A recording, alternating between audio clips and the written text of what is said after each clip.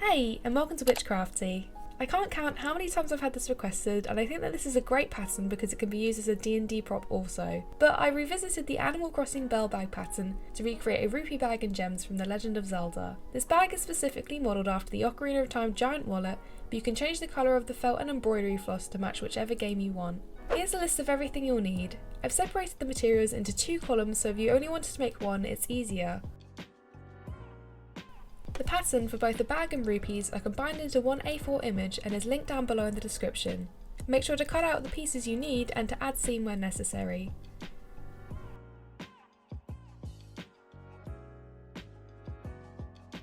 For the bag, the first thing you need to do is to sew the yellow gem onto the dark brown gem outline.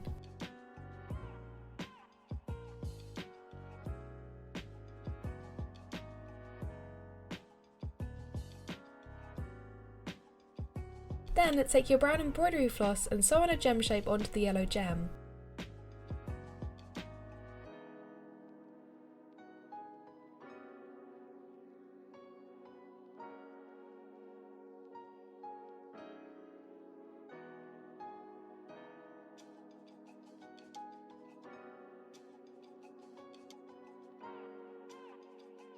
Sew this onto the side of one of the larger bag sides using a dark brown outline to cover your stitches.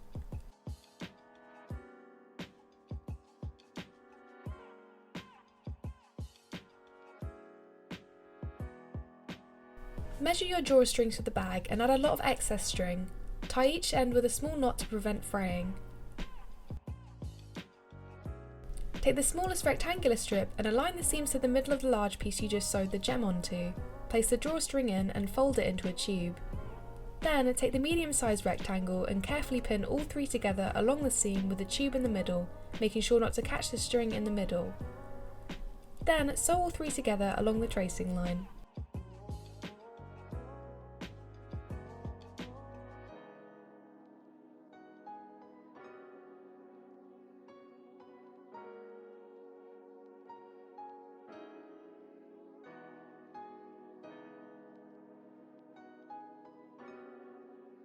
Join both medium rectangles together.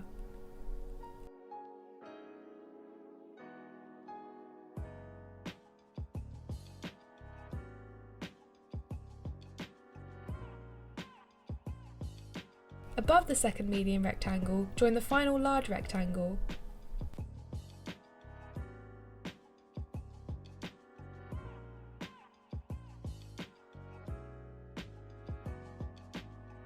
Fold all of this in half to form a tube with the tracing facing up and pin along the seams, then sew along this line.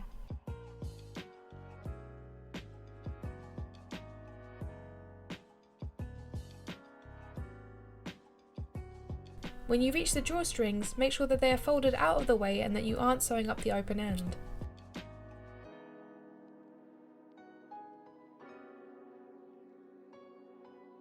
Sew on the first circle to the bottom with the gem on it.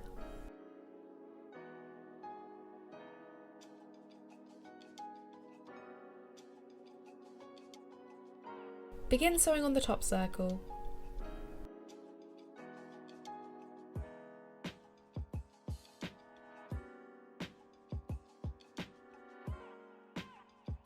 When you've nearly reached the end of the sewing line, make sure to leave enough space that you can flip the bag the right way up and then cover the open end with an invisible stitch.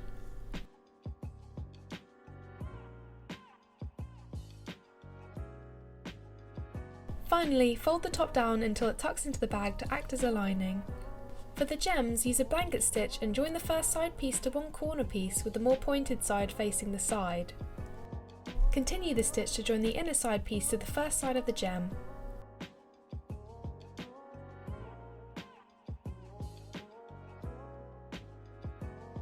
Join the inner part of the corner piece you just joined to the middle, then attach the corner pieces together along the less pointed side. Join the middle and attach the other side piece on.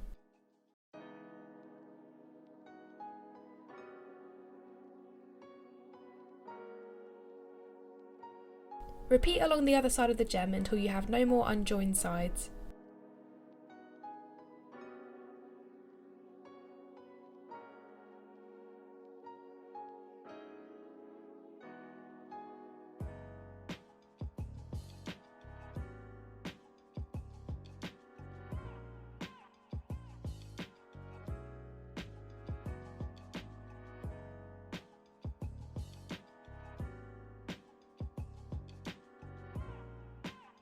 Repeat the same process on the second side of the gem.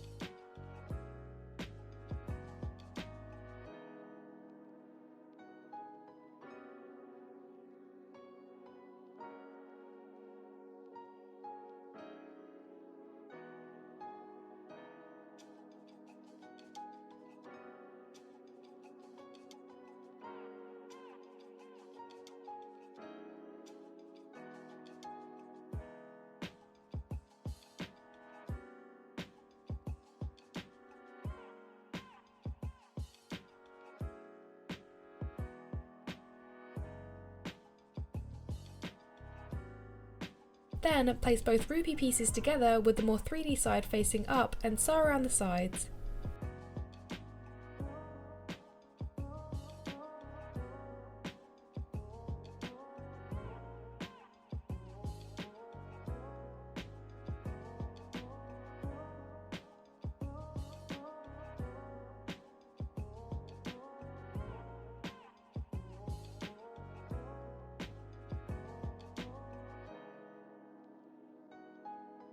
Once you're nearly at the end, stuff the gem and then continue the blanket stitch once you feel it's firm enough.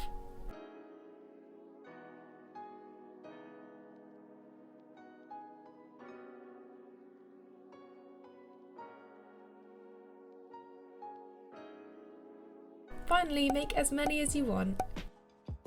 And that is how you make a rupee bag in gems. Make sure to leave a like and subscribe, and comment down below on ideas you'd like to see me make next. And while you're at it, why don't you go check out my other videos? I post new videos every single week. Thanks for watching, bye!